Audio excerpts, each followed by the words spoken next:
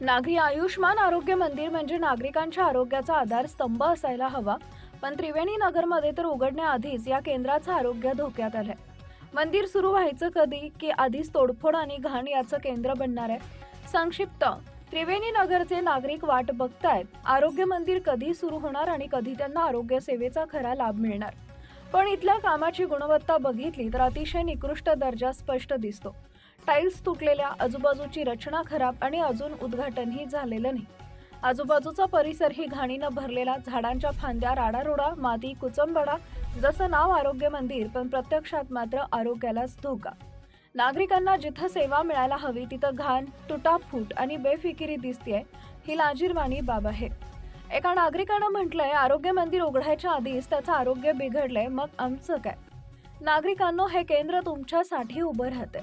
सेवा मिळणं हा तुमचा मूलभूत हक्क आहे आणि हक्क मागण्यासाठी, जपण्यासाठी आणि मिळवण्यासाठी आवाज उठवणं गरजेचं आहे. जर योजना, सुविधा किंवा कामाच्या गुणवत्तेबद्दल प्रश्न पडत असतील तर ताबडतोब आय एम सिटीजनवर तुमचा प्रश्न टाका. आम्ही ते प्रशासनापर्यंत पोहोचवू आणि समाधानकारक उत्तर नाही तर समाधानकारक सोल्युशन मिळवून देऊ. आरोग्य मंदिरातच आरोग्य धोक्यात हे त्रिवेणी नगरच्या नागरिकांना मान्य नाही.